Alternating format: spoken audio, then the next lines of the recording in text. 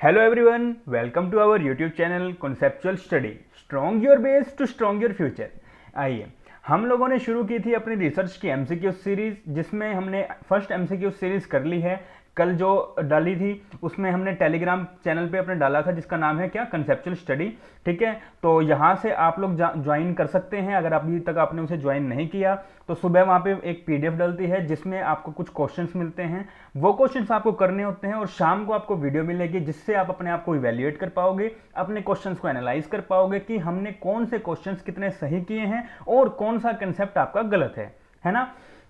ठीक है, तो इससे पहले अगर अभी तक आपने रिवीजन वीडियो नहीं देखी है तो रिवीजन वीडियो जरूर देखिएगा, क्योंकि उसमें 3 घंटे में मैंने पूरा रिसर्च एप्टीट्यूड बहुत अच्छे तरीके से, बहुत समराइज्ड वे में करवाया हुआ है। ठीक है, तो आप वो जरूर देखिए। उसके बाद एमसीक्यूज की जो सीरीज हैं वो जरूर लगाइए, है ना। लेकिन देखो, मैं ये कहूंगा आपको कि आप ना डायरेक्ट वीडियोज मत देखिए, पहले वो क्वेश्चंस खुद करिए, क्योंकि वीडियो देखने से ना वो आपकी वो प्रैक्टिस नहीं हो पाएगी जो मैं कराना चाह रहा हूँ या जो एक्चुअल में होनी चाहिए प्रैक्टिस, है ना। तो पहले आप क्वेश्चंस करिए, फिर उसके बाद वीडियो अपना शुरू करिए। ठीक है, चलिए आगे बढ़ने से पहले अगर अभी तक आपने चैनल को सब्सक्राइब नहीं किया तो प्लीज़ चैनल को सब्सक्राइब कर लीजिए, शेयर करना जरूर करिए। ठीक है, मतलब भूलिए मत शेयर करना, और वीडियो अगर अच्छी लगेगी तो लाइक करके जरूर जाइएगा और कमेंट करके बताना कि कितने क्वेश्चंस आपके सही हुए। ठीक है, चलिए आज जो हमने करना है वो क्या, अपना सेकंड टेस्ट, जिसमें हम 26 से लेके 50 तक हम लोग क्वेश्चन डिस्कस करने वाले हैं। ठीक है, तो अपने रिसर्च एप्टीट्यूड जो यूनिट 2 है पेपर 1 का, वो है। ठीक है, चलिए 26 क्वेश्चन। ठीक है, मतलब आज का फर्स्ट क्वेश्चन है ये। क्या कह रहा है क्वेश्चन में, when a research problem is related to heterogeneous population. कह रहा है जब रिसर्च पॉपुलेशन रिलेट करता है किससे, हेट्रोजीनियस पॉपुलेशन का मतलब देखिए क्या होता है, जब डिफरेंट पॉपुलेशन हो, मतलब एक तरफ मेल है, दूसरी तरफ फीमेल है और तीसरी तरफ चिल्ड्रन है। ठीक है, तो ये क्या, ये हेट्रोजीनियस है। लेकिन अगर ये मेल है और ये मेल है तो ये क्या है, ये एक होमोजीनियस है। तो देखिए आपका जो ये वाली जो प्रॉब्लम्स की यहाँ पे प्रॉब्लम की बात कर रहे हैं, वो कह रहे हैं आपकी किस से रिलेट होती है। तो वहाँ पे आप किस तरह का सैंपल जो है वो कलेक्ट करते हैं, किस तरह की, अगर ये हेट्रोजीनियस पॉपुलेशन है तो आप वहाँ पे किस तरह की सैंपलिंग मेथड लगाएंगे जिसकी मदद से आप अपने सैंपल को इकट्ठा कर पाएंगे और अपने रिसर्च को पूरा कर पाएंगे। ठीक है, तो वो होगा आपका स्ट्रैटिफाइड सैंपलिंग। ठीक है, अब बात होती है स्ट्रैटिफाइड सैंपलिंग में, मैंने आपको बहुत अच्छे तरीके से क्लस्टर और स्ट्रैटिफाइड इन दोनों में आपको फर्क समझाया। काफी बच्चों ने क्लस्टर किया होगा, मैं मानता हूं, एग्री हूं मैं इस बात से, किया होगा, क्योंकि इन दोनों में बच्चों को कंफ्यूजन होती है। ठीक है, ये दोनों नहीं होंगे क्योंकि लॉटरी तो डायरेक्ट है, आपको पता है कि आपका ये सिंपल मेथड है। ठीक है, रैंडम मेथड है, तो ये नहीं होगा, और जो कन्वीनियंट सैंपलिंग मेथड है वो भी आपका नहीं होगा। ठीक है, अब ये बात आती है क्लस्टर स्ट्रैटिफाइड की, तो आंसर तो होगा स्ट्रैटिफाइड, करेक्ट है, लेकिन क्लस्टर क्यों नहीं होगा। अब देखिए इसमें दो फर्क है। आपका जो स्ट्रैटिफाइड होता है ना, उसमें आपका जो पॉपुलेशन होता है वो आपका होमोजीनियस होता है, लेकिन आप उसे कन्वर्ट करते हैं हेट्रोजीनियस में। तो ये जब आपकी पॉपुलेशन ऐसी है हेट्रोजीनियस, तो वहां पे पूछ रहे हैं। ठीक है, और मतलब आप सेलेक्ट करते हो, स्टार्टा बनाते हो ना, आपके पास पूरी प्रॉपर ऐसी पॉपुलेशन है, उसमें से आप स्टार्टा बनाते हो। तो स्टार्टा कैसे, हेट्रो बनाते हो, होमो नहीं बनाते। यहाँ पे तो सारे होमो है, उसमें से निकाल के बनाते हो। ठीक है, तो मैंने ये बहुत अच्छा एग्जाम्पल से आपको जो रिवीजन की आपकी वीडियो है उसमें मैंने समझाया, तो उधर से जाके आप जरूर देखिएगा। ठीक है, और क्लस्टर में इसका अपोजिट होता है। ठीक है, चलिए, तो इसका आंसर क्या है, स्ट्रैटिफाइड सैंपलिंग मेथड। चलिए next, we review the relevant literature. ठीक है, मतलब आप जब ये लिटरेचर रिव्यू करते हैं, आप जब प्रोसेस कर रहे हैं रिसर्च का, तो उस टाइम पे आप क्या कर रहे हैं, लिटरेचर रिव्यू करते हैं। अब जब आप लिटरेचर रिव्यू करते हैं तो आप किस लिए करते हैं, टू नो, किस लिए, what is already know about the topic, बिल्कुल ठीक, आप जानना चाहते हैं कि क्या उस टॉपिक पे पहले कोई रिसर्च हुई है, और अगर हुई है तो क्या उसका रिजल्ट निकल के आया है, करेक्ट। फिर है what concepts and theories have been applied on the topic, बिल्कुल सही, हम ये भी जानना चाहते हैं कि उधर उस रिसर्च में कौन सी पॉपुलेशन थी, कौन सा सैम्पलिंग मेथड उन्होंने अडॉप्ट किया था, उन्होंने कौन सी टेक्निक्स लगाई थी, कौन सी थ्योरीज लगाई थी, किस तरह के कंसेप्ट्स लगाए थे, वो सब भी हम देखने की कोशिश यहाँ पे करते हैं। लिटरेचर रिव्यू में, ठीक है। Who are the key contributors to the topic, बिल्कुल ठीक, हम यहाँ पे देखते हैं कि हमारे कंट्रीब्यूटर्स वहाँ पे कौन से रहे थे, ठीक है भाई, जिसने पहले ये रिसर्च करी थी इस टॉपिक पे, उसके कंट्रीब्यूटर्स कौन से, उसके रिस्पोंडेंट्स जो थे जिनसे उसने डेटा कलेक्ट किया वो कौन थे, ठीक है, उसने किस तरह का मेथड लगाया, तो ये सब कुछ हम जो है वो जानने की ट्राई करते हैं। तो ये जो तीनों ऑप्शन है वो बिल्कुल सही है, तो इसका आंसर क्या है, D, all of the above, correct. चलिए नेक्स्ट क्वेश्चन, बहुत अच्छा क्वेश्चन है, ठीक है। तो अब कहता क्या है, एक तरफ तो आपकी रिसर्च टाइप्स है और दूसरी तरफ आपकी कौन सी है, क्या है, कैरेक्टरिस्टिक्स, ठीक है।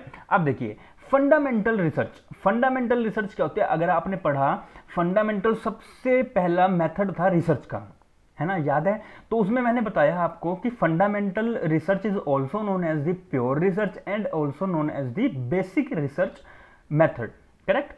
चलिए, तो फंडामेंटल रिसर्च होती कौन सी, जब आप थ्योरी को बिल्डअप करने की ट्राई करते हैं, क्या करते हैं, क्या करते हैं, थ्योरी को बिल्डअप करने की ट्राई करते हैं, ठीक है। तो फंडामेंटल रिसर्च होता है जब आप डेवलप करते हैं an effective explanation through theory building, done. चलिए, तो फर्स्ट का क्या है आपका, सेकंड, ठीक है। तो आप यहां पे देखिए ऑप्शन में क्या सेकंड है, तो ये आपका वैसे ही कट गए दोनों, ठीक है। उसके बाद बचा ये और ये, अब इसमें से आपने देखना है कि कौन कौन से हैं, ठीक है।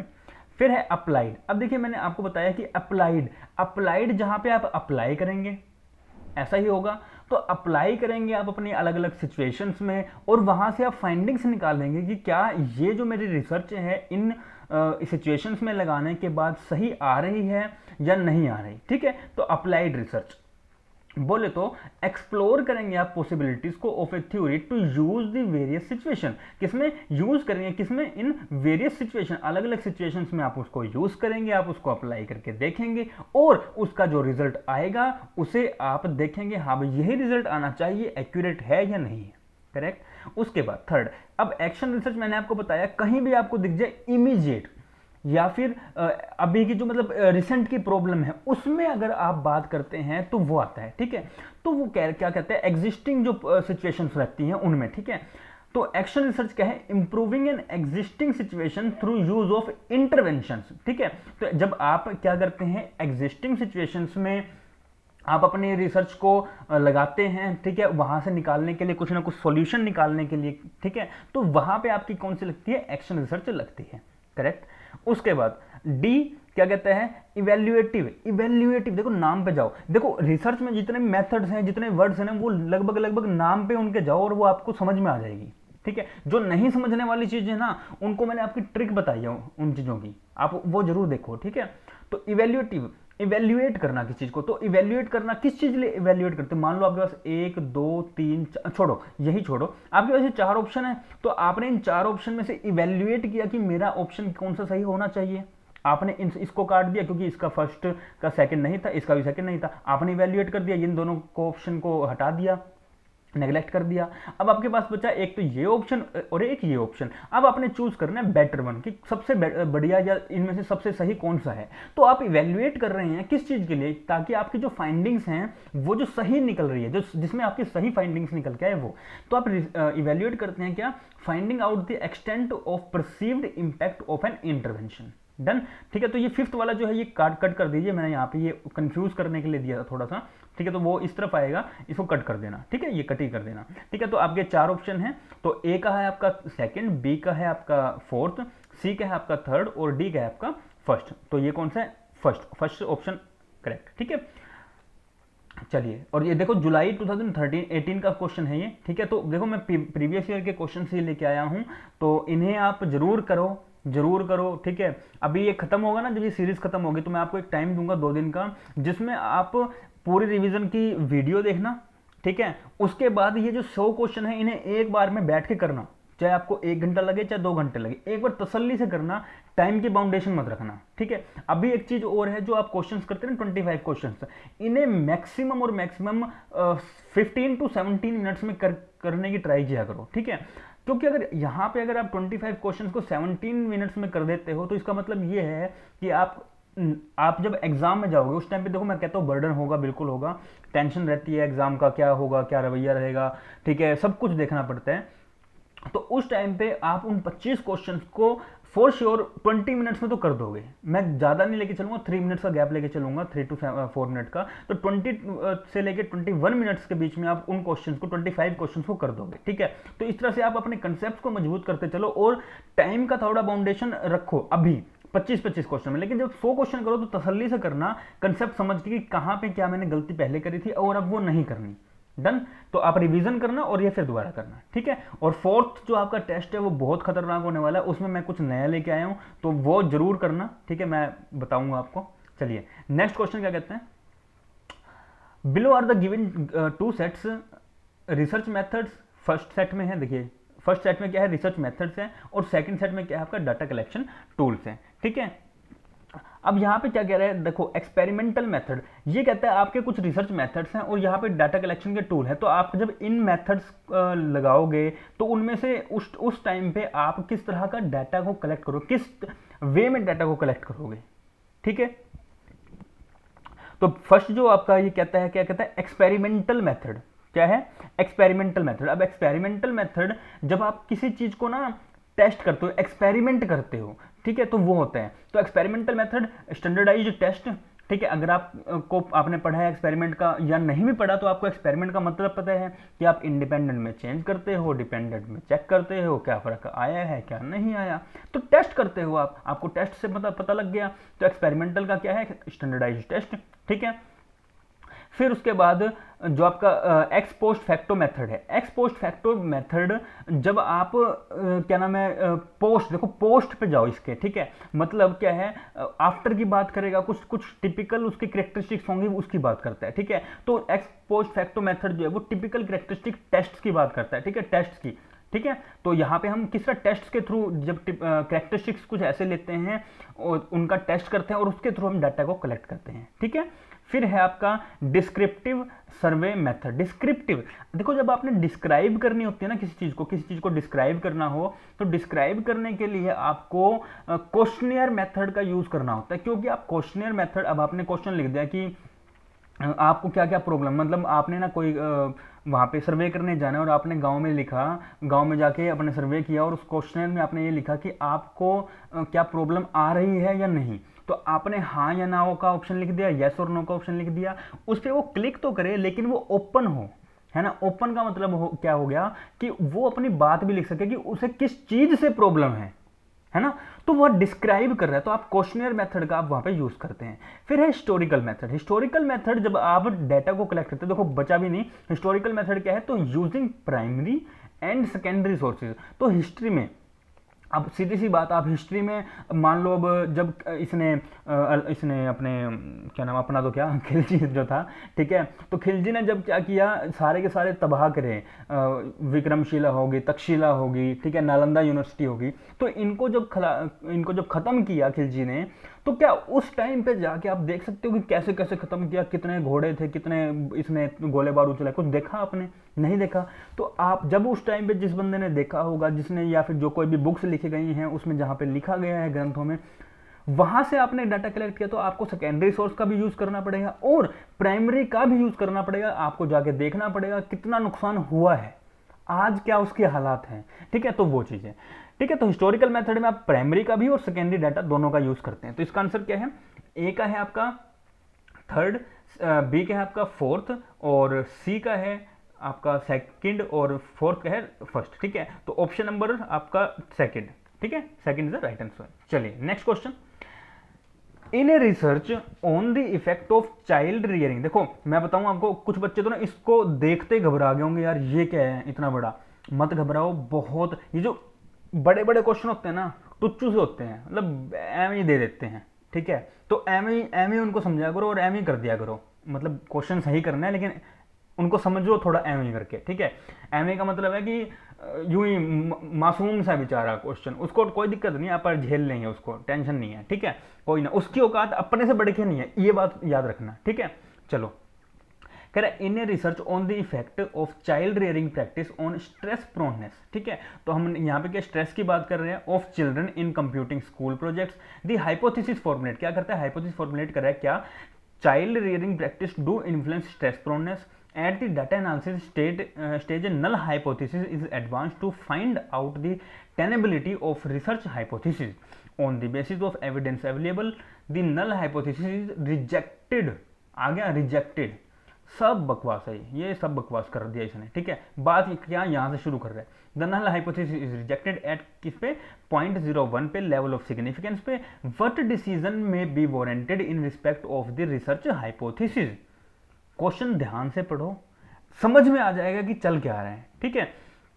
तो क्या कहता है यहाँ पे कि आप किस तरह का डिसीजन लोगे जब आपने नल हाइपोथेसिस को 0.01 पे आपने लेवल ऑफ सिग्निफिकेंस। अब लेवल ऑफ सिग्निफिकेंस क्या है, लेवल ऑफ सिग्निफिकेंस वो पॉइंट होता है, वो पार्ट होता है जहां पे आपका रिजल्ट गलत आना होता है। मतलब मैंने आपको बताया था इस तरह से करके, ये नॉर्मल कर्व था, ठीक है, ये नॉर्मल कर्व था। तो ये क्या है, ये पहली बात तो ये 50-50 मतलब 0.5 में इधर 0.5 में इधर बटा होता है, ठीक है। तो ये क्या है, मान लो इस पॉइंट पे आया, ठीक है, ये स्ट्रेट लाइन है भाई, देख लेना, ठीक है। तो ये वाला जो पॉइंट है ना, ये है आपका लेवल ऑफ सिग्निफिकेंस, ठीक है, या क्रिटिकल रीजन। और जो ये सारा है आपका क्या, एक्सेप्टेंस रीजन। तो आपका अगर यहाँ पे आंसर आता है तो आप उसे एक्सेप्ट करते हो, यहाँ पे आता है तो आप उसे रिजेक्ट करते हो, ठीक है, लेवल ऑफ सिग्निफिकेंस। तो क्या है, what decision may be warranted in respect of the research hypothesis. तो आप किस तरह का डिसीजन यहाँ पे लोगे, ठीक है। तो जो आपकी जो रिसर्च है उसे आप एक्सेप्ट कर लोगे, ठीक है। क्योंकि आप देखो, मैंने आपको एक चीज बताई थी जब मैंने रिवीजन में कराया, तो जो नल हाइपोथेसिस होती है ना, उसे आप बनाते हो, उसके साथ साथ आप अल्टरनेटिव हाइपोथेसिस भी बनाते हो, लेकिन आप ट्राई करते हो कि आपकी नल हाइपोथेसिस रिजेक्ट हो जाए। ध्यान है, मैंने आपको एक लाइन लिखवाई थी वहां पे, आप नल हाइपोथेसिस बनाओगे, लेकिन आप ये चाहोगे कि मेरी जो नल हाइपोथेसिस है वो रिजेक्ट हो जाए। मैंने आपको ट्यूब और बल्ब का एग्जांपल लेके बताया था, ठीक है। तो वहां से एक बार एग्जांपल देख लेना और अच्छे से, ठीक है। तो आप उस टाइम पे जब आपकी रिजेक्ट हो जाएगी नल हाइपोथेसिस, तो आपकी जो रिसर्च है, जो आपकी रिसर्च है, आप उसे क्या कर लेंगे, एक्सेप्ट कर लेंगे। डन। तो इसका आंसर क्या है आपका, बी। चलिए नेक्स्ट क्वेश्चन। नेक्स्ट क्वेश्चन क्या कह रहे हैं, असर्शन और रीजनिंग। क्या देखो, असर्शन रीजनिंग में वही बात कि असर्शन में आपने अपना दिमाग लगाना है, रीजनिंग में कोई भी दिमाग नहीं लगाना। जो असर्शन कह रहा है उस पर डिपेंड होना है। असर्शन ने कह दिया कि हाँ भाई ये चीज बकवास है, तो फिर ये चीज बकवास ही है, ठीक है। वो चाहे कितनी भी सही हो, लेकिन वो बकवास ही मानी जाएगी। तो क्या कहते हैं, क्वालिटेटिव, क्या कह रहे हैं, क्वालिटेटिव रिसर्च इन इंडिया। क्या कह रहे हैं, qualitative research in India has a long way, बड़ा, बहुत बड़ा रास्ता है, ठीक है, to go to reach international standards, ठीक है। तो क्वालिटेटिव जो रिसर्च है इंडिया में हम जब करते हैं, तो हमें रीच मतलब पहुंचने के लिए, इंटरनेशनल स्टैंडर्ड्स तक पहुंचने के लिए हमें बहुत लंबा रास्ता तय करना पड़ेगा। क्या ये बात सही कहता है, बिल्कुल ठीक कहता है, क्योंकि इंडिया में बहुत सारी चीजें जो हैं कंजस्टेड हैं। कंजस्टेड वर्ड यूज करो, आप यूं कहो पिछड़ा अभी यूज करो, क्योंकि आज भी इंडिया में बहुत लोग झुग्गी झोपड़ियों में रह रहे हैं, ठीक है, बहुत लोग गरीब हैं। और आज के टाइम पे तो कोरोना चल रहा है, तो आपको पता ही है सबके घर का हालात यही है ना। आपके घर में भी शायद वही हालात हो जो मतलब पूरे देश में है, ठीक है। तो किसी के घर में बस थोड़े ज्यादा हैं, किसी के घर में थोड़े कम हैं, ठीक है। तो क्या है, क्वालिटेटिव रिसर्च जब आप करते हैं तो वो आपको इंटरनेशनल स्टैंडर्ड्स तक पहुंचाने में बहुत लंबा टाइम लगता है, ठीक है। फिर कहता है reason, because the funding agencies do not support qualitative research in academic situations. बिल्कुल गलत कह रहा है, क्योंकि ऐसा तो नहीं है कि क्योंकि फंडिंग एजेंसीज जो हैं वो सपोर्ट नहीं करती इसलिए क्वालिटेटिव रिसर्च जो है वो अकेडमीज में यूज नहीं होती, ऐसा तो नहीं है ना, मतलब इंस्टीट्यूशन में यूज नहीं होती, ऐसा तो नहीं है। तो ये चीज गलत कह रहा है, ठीक है। तो आपका असर्शन सही है और रीजन जो है वो गलत है। तो A is true and but R is false, ठीक है।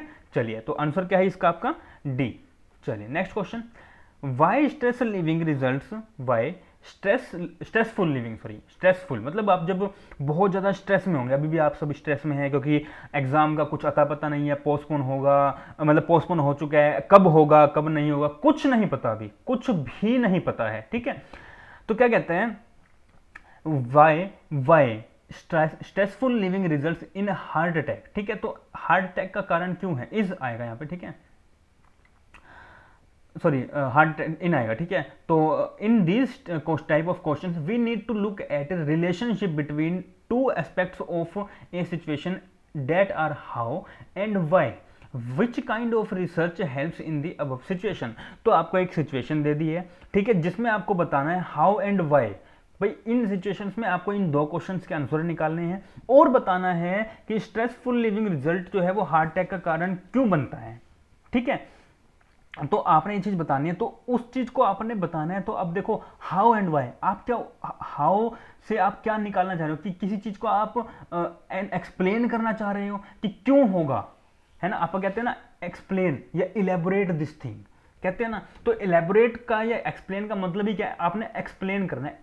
एक्सप्लोरेटरी रिसर्च आप लगाते हो उन सिचुएशंस में जहां पे आपने हाउ एंड वाई का सिचुएशन का निकालना हो, मतलब उनका कॉम्बिनेशन या उनका रिलेशनशिप निकालना हो हाउ एंड वाई का। ठीक है, चलिए ऑप्शन क्या, आंसर क्या है इसका, explanatory research. Next question, consider the following statements, categorical variables are measured on nominal और ऑर्डिनल मेजरमेंट स्केल्स। तो क्या ये सही है, क्योंकि देखो मैंने आपको बताया था नो आई एम रियल, याद है। स्टीवन था, स्टीवन को कहते हैं चल वे नकली, निकल चल यहाँ से नकली, हट नकली, ऐसे कहते थे। तो कहता रोने लग गया, कहता मैं नहीं खेलना, मैं नकली नहीं हूँ, no no I am real, ऐसे करता, बेचारा रोने लग जाता। ठीक है, तो उसने बहुत मेहनत करी, उसने फिर स्केल बनाया, कहता नो आई एम रियल। तो नो आई एम रियल करते करते उसने नो आई एम रियल निकाल दिया, मतलब नो से नॉमिनल, ठीक है, ओ से ऑर्डिनल, आई से इंटरवल और आर से रियल से रेशियो। ठीक है, तो मैंने आपको बहुत अच्छा वो इस तरह से करके बताया था। ठीक है, तो नो NOIR करके, ठीक है, तो ये सिस्टम था। तो देखो कैटेगरिकल, आप कैटेगरिकल जो वेरिएबल्स हैं उन्हें कहाँ कहाँ यूज करते हो, क्या नॉमिनल और ऑर्डिनल में दोनों में यूज करते हैं? बिल्कुल करते हैं, क्योंकि आप कैटेगरी तो पहले ही बना लेते हैं नॉमिनल में, और ऑर्डिनल में तो आप ऑर्डर देते हो। तो इसका मतलब ऑर्डिनल में आपका कैटेगरी भी आया और रैंक भी आया, तो ये दोनों हुआ। तो इसका मतलब क्या है, फर्स्ट ऑप्शन जो आपका बिल्कुल सही है, बिल्कुल ठीक है, बिल्कुल ठीक है। चलो इसका मतलब ये तो हो गया गलत और ये भी हो गया गलत, कंप्लीट है। तो ठीक है, अब आपने देखना है कि सेकंड ऑप्शन आपका सही है या थर्ड ऑप्शन सही है आपका। ठीक है, तो सेकंड ऑप्शन जो आपको कह रहा है, क्या कहता है, continuous variables are measured on either an interval और ए रेशियो स्केल। जो कॉन्टिन्यूस वेरिएबल है आर मेजर्ड, जो कॉन्टिन्यूस वेरिएबल है उसको आप मेजर करते हैं किसमें, या तो इंटरवल में और रेशियो आएगा यहाँ पे, रेशियो नहीं तो रेशियो स्केल। ठीक है, तो ऐसा होता है, बिल्कुल होता है, क्योंकि आप कॉन्टिन्यूस बिल्कुल एंड में, ठीक है, तो आप रेशियो में भी करते हो और इंटरवल में भी करते हो। ठीक है, और both categorical and continuous variable can be measured against any scale as per situation. नहीं, सिचुएशन के अकॉर्डिंग आप नहीं देखते। ठीक है, सिचुएशन के अकॉर्डिंग नहीं देखते, तो आपका फर्स्ट एंड सेकंड ऑप्शन सही है। तो only first and second are true. चलिए next question, which of the following statements apply in case of a true experiment. आप जब ट्रू एक्सपेरिमेंट करते हैं तो इनमें से, इन 4 जो ऑप्शंस आपको दिए गए हैं, इनमें से आप किसमें, मतलब कहां पे आप इनको यूज करते हैं या अप्लाई करते हैं। ठीक है, तो क्या कहते हैं, control group and experimental group, बिल्कुल ठीक है। ट्रू एक्सपेरिमेंट के लिए, ट्रू एक्सपेरिमेंट है तो यही कह रहे हैं ना, तो आप एक्सपेरिमेंटल ग्रुप का वहां पे इस्तेमाल करेंगे, कंट्रोल ग्रुप का। ठीक है, रिसर्चर मैनिपुलेटेड वेरिएबल्स, बिल्कुल, क्योंकि आप मैनिपुलेट करते हैं किसको, इंडिपेंडेंट को मैनिपुलेट करके डिपेंडेंट पे रिजल्ट देखते हैं और देखते हैं क्या कुछ चेंजेस आए हैं या नहीं आए, और आए हैं तो कितना % आया है, जिसमें हम कोरिलेशन भी पढ़ा था, हमने रिग्रेशन भी पढ़ा था। ठीक है, कि एसोसिएशन बताता है कि बढ़ा है या घटा है, मतलब। ठीक है, तो अपने को बहुत ज़्यादा डिटेल में नहीं जाता, ये कोरिलेशन रिग्रेशन में इतना डिटेल में नहीं जाना फर्स्ट पेपर के लिए। ठीक है, सेकंड में जब हम स्टैटिस्टिक्स करेंगे, बिजनेस स्टैटिस्टिक्स, तो मैं आपको वहाँ पे करवाऊंगा अच्छे से। ठीक है, तो अभी क्या है, यहाँ पे बात करते हैं कि हम लोग इंडिपेंडेंट में चेंज करते हैं और डिपेंडेंट में देखते हैं कि हमारा कितना ज़्यादा चेंज आया है। ठीक है, फिर क्या है, रैंडम असाइनमेंट, बिल्कुल रैंडम हम जो असाइनमेंट करते हैं। ठीक है, तो तीनों ऑप्शंस आपके सही हैं ट्रू एक्सपेरिमेंट के लिए, तो all of the above is the right answer. ठीक है, चलिए next question, research is not considered ethical if it.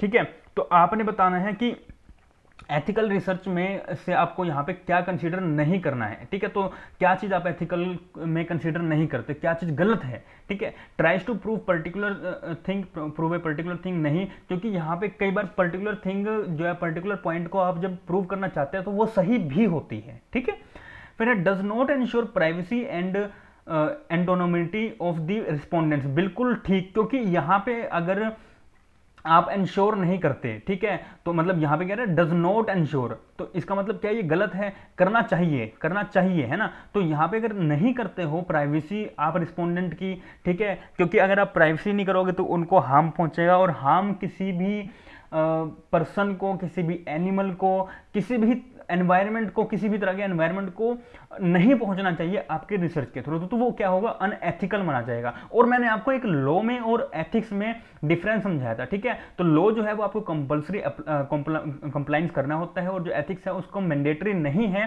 ठीक है। बट ये जो है वो जरूरी हो जाता है आपके रिसर्च के लिए, क्योंकि अगर आप रिसर्च अनएथिकल तरीके से करोगे तो आपकी जो रिसर्च है उसको रॉन्ग मान लिया जाएगा और आप पे एक बैन लगा लिया जाएगा कि आप आगे से कोई भी रिसर्च नहीं कर सकते, ठीक है।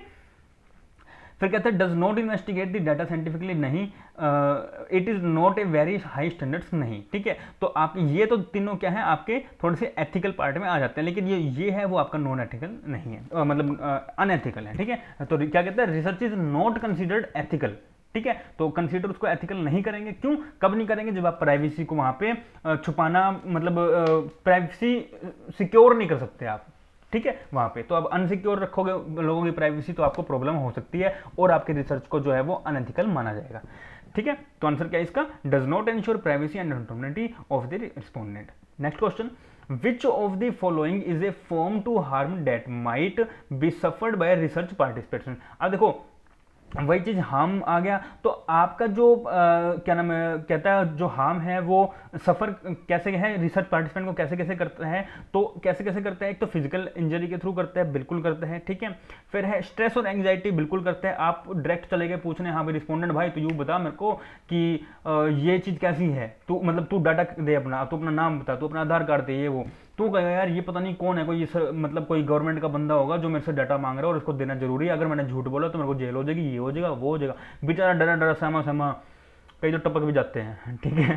तो मतलब ऐसा डराना नहीं चाहिए आपको उनको स्ट्रेस में नहीं लाना, उनको फील फ्री करवाना होगा आपको, और उसके बाद आप डाटा कलेक्ट करोगे, ठीक है। तो एंग्जाइटी से भी हो सकते हैं, हम फिजिकल इंजरी से भी हो सकते हैं, इम्पेयर डेवलपमेंट से भी हो सकते हैं, ठीक है। तो आंसर क्या है आपका, ऑल ऑफ द अबव। चलिए next, hypothesis can not be stated in. Hypothesis आप किस चीज में नहीं बनाते हो, तो आप जब डिक्लेयर करते हो तो बिल्कुल आप हाइपोथेसिस को क्रिएट करते हो।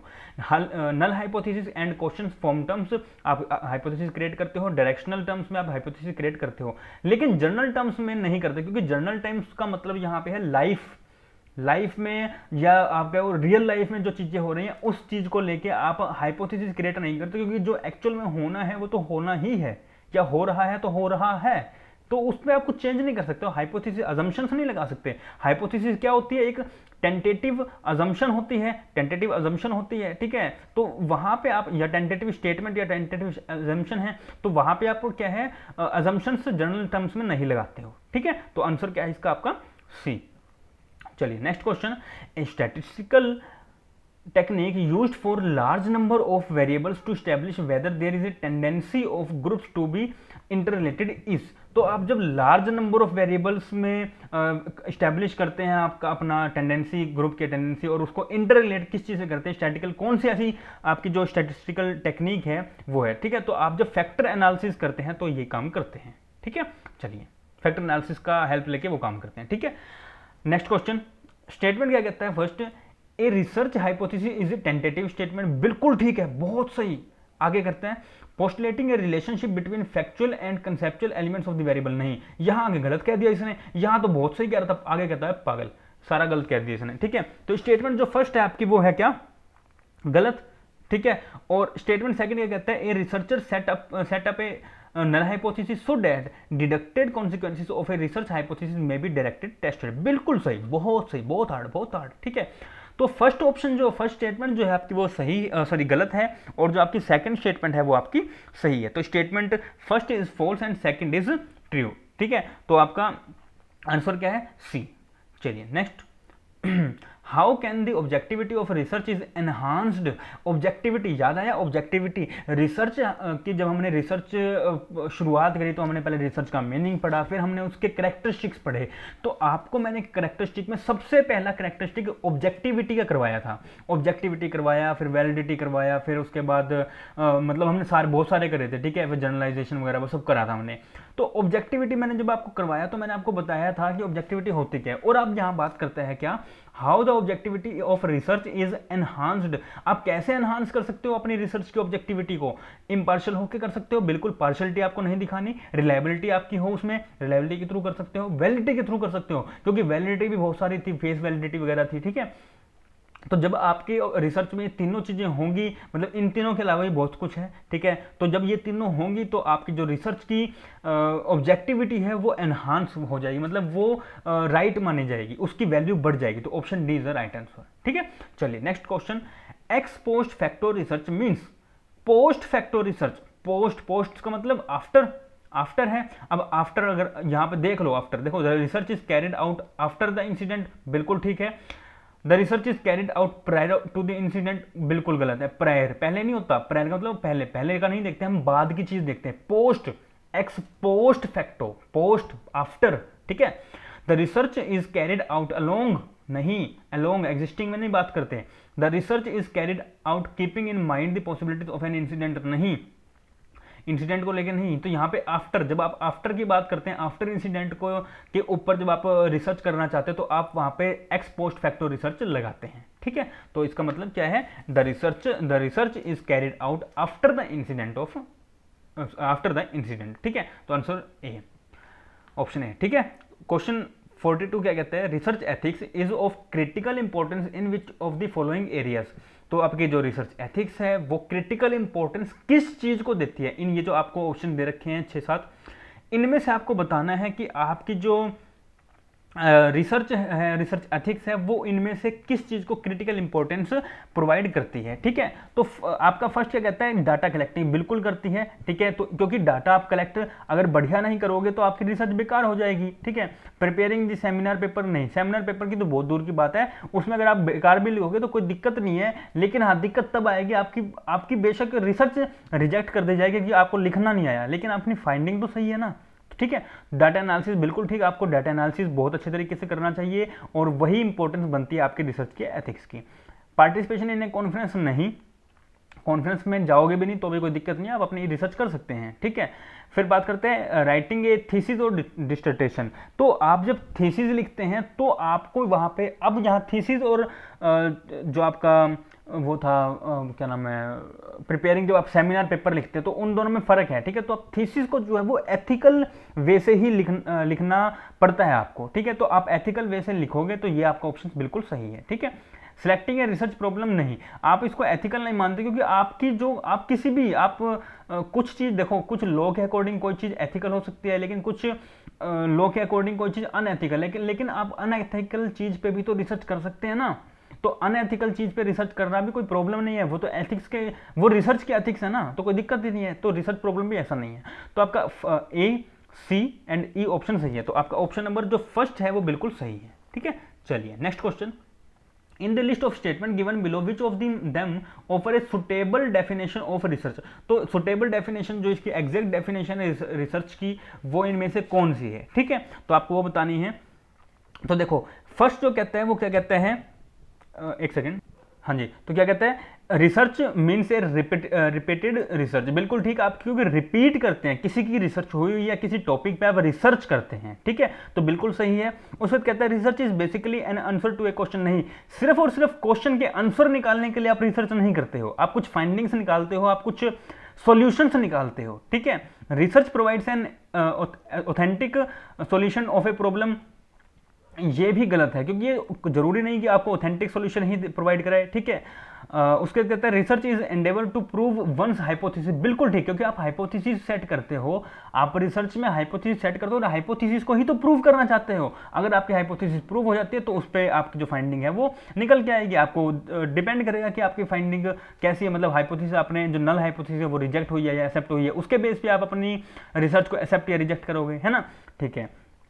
तो research is a meaning giving process, नहीं, मीनिंग गिविंग प्रोसेस नहीं है, ठीक है। Research means drawing a sample from A defined population, बिल्कुल ठीक, क्योंकि आप डिफाइंड एक पॉपुलेशन, डिफाइंड पॉपुलेशन है, उसमें से आप एक सैंपल इकट्ठा करते हैं। जैसे मैंने आपको बताया कि जैसे वो एग्जांपल लिया था मैंने कि आपकी ना, आपका ब्लड टेस्ट करना है कि आपका ब्लड ग्रुप कौन सा है, तो आपका क्या बॉडी का सारा एक एक बूंद खून निकालेंगे, बाल्टी में रखेंगे और फिर वो चेक करेंगे, ऐसा तो नहीं करते, फिंगर में वो लगाते हैं, उसके बाद फिर वो उस पर ग्लास पे लगा के और वो चेक कर देते हैं कि आपका ब्लड ग्रुप, हाँ जी ओ पॉजिटिव है, ओ नेगेटिव है, ए है, ए बी पॉजिटिव है, नेगेटिव जो भी, ठीक है, वटेवर, तो आपको वो बता देते हैं। तो आप क्या है, आप लेकिन वो सैंपल लेता है, मतलब पॉपुलेशन में से कुछ सैंपल उठाता है और वो सैंपल पॉपुलेशन को रिप्रेजेंट करता है, ठीक है। तो आपका ऑप्शन जो एफ है वो भी बिल्कुल सही है।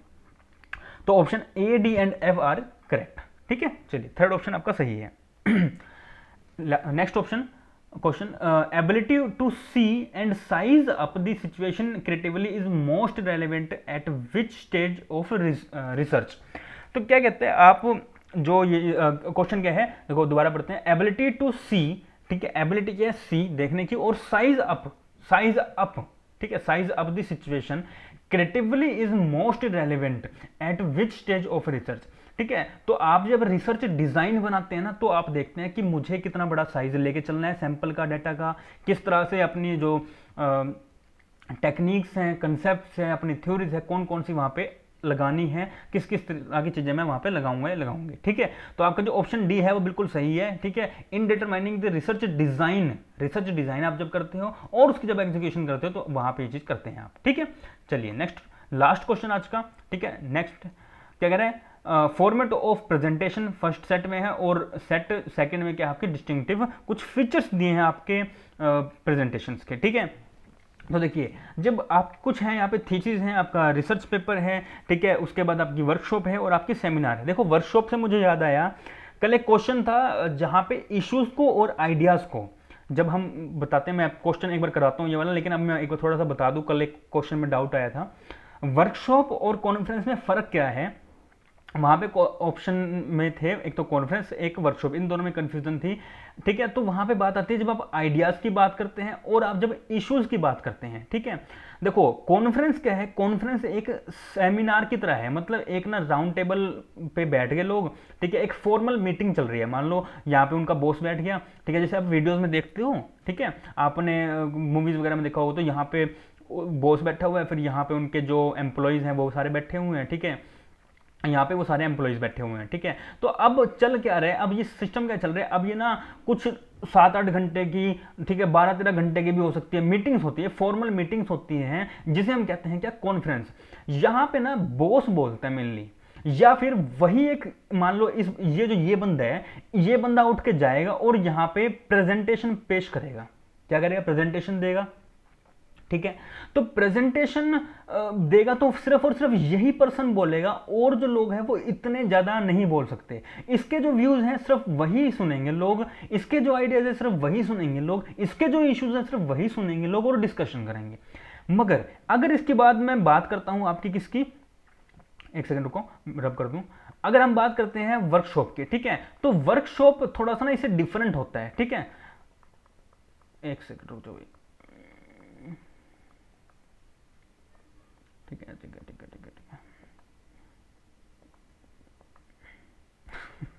एक बार में कर देता है, इससे बढ़िया। चलो, तो वर्कशॉप क्या है, वर्कशॉप क्या होती है, वर्कशॉप में ना एक ये इनफॉर्मल है। कॉन्फ्रेंस क्या थी, कॉन्फ्रेंस फॉर्मल थी, ये इनफॉर्मल होती है। अब इनफॉर्मल कैसे, जैसे ना वहां पे तो बॉस यहाँ बैठा था, यहाँ कोई बॉस नहीं होता, यहाँ एक ट्रेनर होता है जो सेंटर में बैठेगा। ठीक है, उसके सामने उसके चारों तरफ जो है वो उसके ट्रेनिंग बैठे होंगे। ठीक है, आपने कभी वर्कशॉप अटेंड करी हो, मैंने तो बहुत सारी वर्कशॉप अटेंड भी करी हैं, दी भी हैं। ठीक है, तो ये क्या है, ये वर्कशॉप्स होती है, इनफॉर्मल वर्कशॉप्स होती हैं। ठीक है, तो यहाँ पे क्या है, यहाँ पे जो ट्रेनर है वो बच्चों को सिखाता भी है और बच्चों से सीखता भी है, बच्चों के इश्यूज को वो हैंडल करता है सभी बच्चों के सामने, या फिर बच्चों को कह लो, या फिर आप एम्प्लॉयज कह लो। ठीक है, तो वर्कशॉप में जो है आप ट्रेनर और ट्रेनी दोनों ही एक दूसरे से डिस्कशन करते हैं, वहां पे नए आइडियाज, जिसे हम इनिशिएटिव कहते हैं, इनिशिएटिव लेके आते हैं। ठीक है, इनोवेटिव आइडियाज लेके आते हैं, ठीक है, इश्यूज लेके आते हैं, जहां पे वो बहुत ज्यादा डिस्कशन करते हैं। तो आपका जो आंसर है ना, देखो एनटीए कुछ भी कहती है यार, सीधी सी बात आपको बताऊं, बहुत क्वेश्चन एनटीए बहुत गलत कहती है। आपको टाइप 1 और टाइप 2 एरर आपने अगर पढ़ा होगा, तो टाइप 1 और टाइप 2 एरर में जो सबसे खतरनाक एरर कहा है वो टाइप 1 एरर को कहा है इसने, लेकिन एक्चुअल में टाइप 2 एरर जो है वो सबसे खतरनाक एरर होती है। ठीक है, तो एनटीए यार कई बार ना मतलब बहुत अजीब से बिहेव कर देती है और कुछ क्वेश्चंस का बहुत गलत आंसर कई बार बोल देती है। ठीक है, मतलब सबके ठीक है, सबके अपने नहीं है, उन्होंने क्या कहा तो उसका आपसे सही है। तो आपका एनटीए के हिसाब से, according to NTA, the conference is correct option, ठीक है। बट इन रियल लाइफ अगर आप वर्कशॉप की बात करते हैं तो as comparison to conference, workshop में आपके पास बेटर स्पेक्ट्रम होता है, बहुत वाइडर स्पेक्ट्रम होता है, जहां पे आप अपने आइडियाज को, अपने इश्यूज को, अपनी थिंकिंग्स को वहां पे आप जो है वो एक दूसरे से रिलेट मतलब डिस्कशन कर सकते हो और उन आइडियाज को इंप्लीमेंट भी करवा सकते हो आप। मेनली बात है यहाँ पे प्रैक्टिकल इंप्लीकेशंस भी करके देखते हैं, ठीक है। मान लो आपको इस ट्रेनर ने सिखाया कि इस वाले ट्रेनर ने इस ट्रेनिंग को सिखाया कि हाँ भाई आपको एक काम करना है कि आपको ना आप ना लोगों से बहुत अच्छे से बातचीत करोगे और आपको ना बातचीत कर करके ना आपको सिर्फ न्यूज़पेपर इकट्ठे करके लाना है, ठीक है। तो आप वो बताएगा कि आप जाओगे और किसी के घर में बेल मार के आपको कहोगे नमस्कार आंटी जी कैसे हैं आप, नमस्कार अंकल जी कैसे हैं आप, मेरा नाम ये है, मेरा नाम ये है, हम यहाँ से आए हैं, ऐसे से काम करते हैं, हमें ना थोड़ा सा आप वो एक न्यूज़पेपर चाहिए। तो उसने वहाँ पे बता दिया है ना, वहाँ बता दिया कि मुझे ऐसा न्यूज़पेपर इस तरह से लेके आना है। तो क्या सिर्फ यहाँ बताएगा, यहाँ जो कॉन्फ्रेंस था वो कॉन्फ्रेंस में तो सिर्फ बताएगा भाई, लेकिन यहाँ पे कहेगा, यहाँ बता दिया तो कहेगा अब जाओ लेके आओ, जाओ जाओ लेके आओ। तो अब ये सभी के सभी जो ट्रेनिंग्स हैं वो सभी जाएंगे अलग अलग घरों में जाके न्यूज़पेपर लेके आएंगे, बहुत अच्छे से बात करेंगे और उनसे न्यूज़पेपर लेके। तो मतलब वहां पे उनका टास्क है, वहां पे वो प्रैक्टिकल इंप्लीकेशंस भी करते हैं, ठीक है। तो रियल लाइफ में आपके पास बेटर वाइडर स्कोप होता है इश्यूज को और आइडियाज को डिस्कस करने का, मगर कॉन्फ्रेंस में ऐसा स्कोप नहीं होता, ठीक है। तो कल वाला क्वेश्चन आपका ये क्लियर हो गया होगा, ठीक है। ये अब आज बैक टू क्वेश्चन, आज वाला क्वेश्चन डिस्कस करते हैं, ठीक है। देखो तो एक तरफ आपके फॉर्मेट ऑफ प्रेजेंटेशन है, दूसरी तरफ डिस्टिंक्टिव फीचर्स हैं, तो आपको इनसे मैच करना है। तो थीसिस, देखो थीसिस क्या कहती है, थीसिस बोले तो ठीक है, तो थीसिस क्या है, यहाँ पे थीसिस होगा आपका reflective deliberation based on specific theme पे। जब आप बात करते हैं, आप जब लिखते हैं तो स्पेसिफिक थीम्स पे लिखते हैं, ठीक है। फिर उसके बाद बात आती है क्या, सॉरी, ठीक है। तो आपके यहाँ पे जो थीसिस होती हैं वो स्पेसिफिक थीम पे नहीं, सॉरी, ये होती हैं आपकी जब सिस्टमैटिक आप फॉर्मेट होता है, मतलब उनका एक फॉर्मेट होता है प्रॉपर, ठीक है। तो मैंने फॉर्मेट यहाँ पे देखा नहीं, ठीक है। तो आपकी स्पेसिफिक थीम नहीं होगी, ठीक है। और जो रिसर्च पेपर होता है, रिसर्च पेपर आप स्पेसिफिक थीम्स पे लिखते हैं, ठीक है। रिसर्च पेपर आपकी स्पेसिफिक थीम्स पे होगी, रिसर्च प्रपोजल वगैरह हैं तो ये आपकी स्पेसिफिक थीम्स पे होंगी। और जो थीसिस हैं वो आपका एक स्पेसिफिक फॉर्मेट में होता है, ठीक है। तो आप उसको एक फॉर्मेट में लिखते हैं। फिर जो वर्कशॉप होती हैं, वर्कशॉप मैंने अभी आपको बताया, तो प्रेजेंटेशन ऑन ए समरी और ऑफ रिसर्च एंड रिफ्लेक्शन, तो आप वहां पे इंप्लीकेशंस भी करते हैं, ठीक है। और जो सेमिनार है आपकी target oriented group based reflection, मैंने आपको बताया सेमिनार है ना, तो सेमिनार जो है वो छोटा होता है, मान लो ये हो गया 4 से 5 घंटे का, और जो आपका कॉन्फ्रेंस हुआ वो होगा इससे बड़ा, ठीक है। कॉन्फ्रेंस होगा इससे बड़ा, वो हो गया मान लो आपका 8 से 9 घंटे का। तो ये इन दोनों में डिफरेंस है, ठीक है। तो होती दोनों फॉर्मल मीटिंग है और जो वर्कशॉप है वो थोड़ा सा डिफरेंट है, ठीक है। तो इसका आंसर क्या होगा, एक सेकंड, यहाँ पे इस ऑप्शन को सही कर लेना भाई, इस यहाँ पे 1 आएगा, ठीक है। तो ऑप्शन नंबर फर्स्ट आएगा यहाँ पे, तो option 4 is the right answer, ठीक है। तो इसको यहाँ प्लीज सही कर लेना, सॉरी फॉर इनकन्वीनियंस। चलिए तो इसको सही कर लेना, ठीक है। चलिए नेक्स्ट, अभी अपने 5 क्वेश्चन और रह गए हैं, ठीक है। तो विच of the following statement best reflects the meaning and characteristic of research, ठीक है। तो आपको यहाँ पे बताना है कि इसका मीनिंग और रिसर्च का और कैरेक्टरिस्टिक इनमें से कौन से होंगे, ठीक है। तो ऑप्शन फर्स्ट क्या कहता है आपको, research means challenging the status quo, बिल्कुल ठीक है। Research is the endeavour to collect facts and information, नहीं, ये जरूरी नहीं है कि आप जो है कलेक्ट करोगे आपकी इंफॉर्मेशन को और फैक्ट्स को, ऐसा नहीं, ठीक है।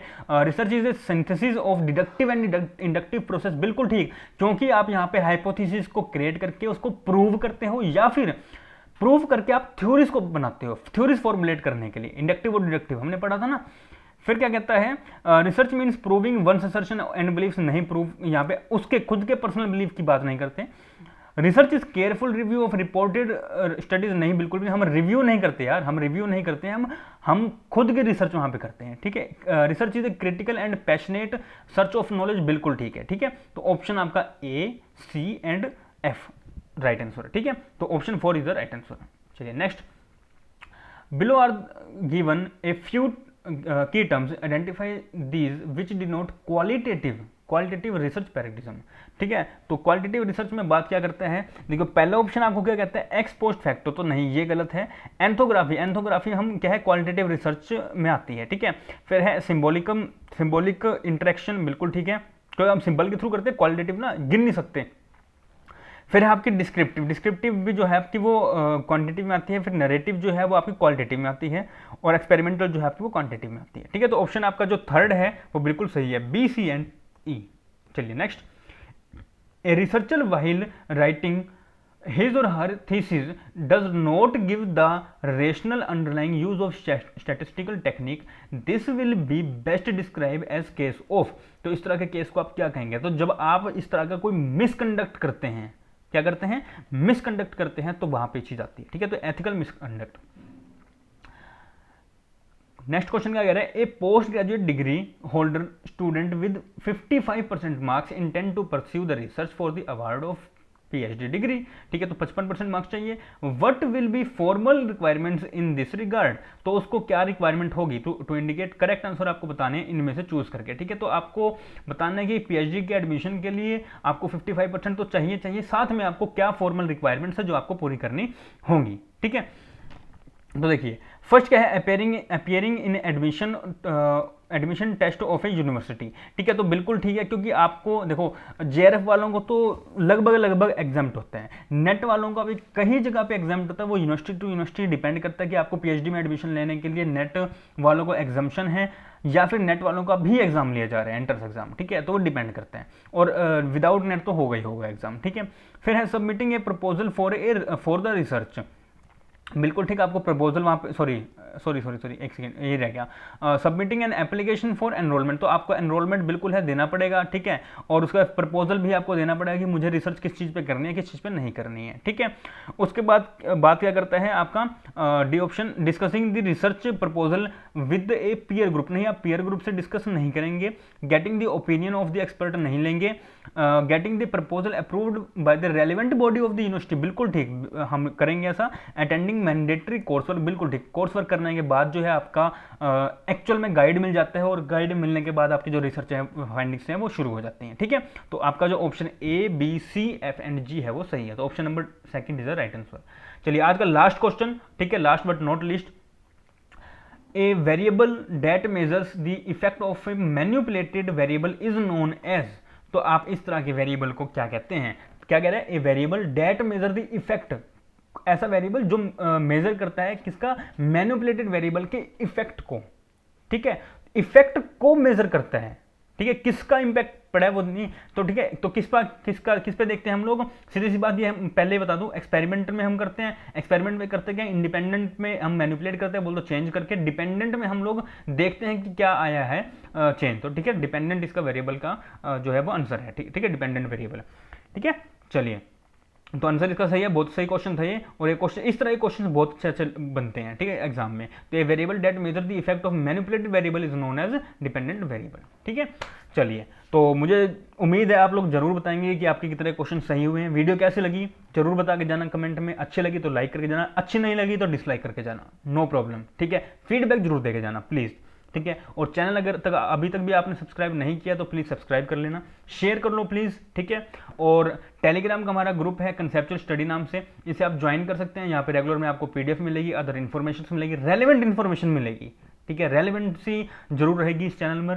ठीक है, तो आपको रेलिवेंसी देखने को मिलेगी, रेलिवेंट इन्फॉर्मेशन आपको यहाँ पे मिलेगी, और PDF मिलेगी, फ्री PDF मिल जाएगी आपको। मैंने अभी तक ICT है वो पूरा करवा दिया, कम्युनिकेशन पूरा करवा दिए है, हायर एजुकेशन पूरा करवा दिए हैं, आपका रिसर्च पूरा करवा दिया है, टीचिंग एप्टीट्यूड पूरा करवा दिया, इन सभी की जो है वो फुल वीडियोस बन चुकी हैं। ठीक है, तो नेक्स्ट नंबर है लॉजिकल रीजनिंग का, तो एक्साइटेड रहो। ठीक है, देखते हैं कितने एक्साइटेड होंगे आप लोग, मैं जब वीडियो डालूंगा। ठीक है, तो ICT की हम लोग कर चुके हैं क्या, MCQs भी और रिविजन वीडियो भी बहुत अच्छे तरीके, बहुत अच्छे एग्जाम्पल से, कम्युनिकेशन कर चुके हैं और रिसर्च की चल रही है। हायर एजुकेशन और टीचिंग हम लोग जल्दी ही करेंगे। ठीक है, लेकिन पहले मैं सोच रहा हूं कि सभी रिवीजन वीडियो पहले डाल दूं, उसके बाद हम लोग करें शुरू। ठीक है, चलिए आज के लिए सिर्फ इतना ही। Thank you very much.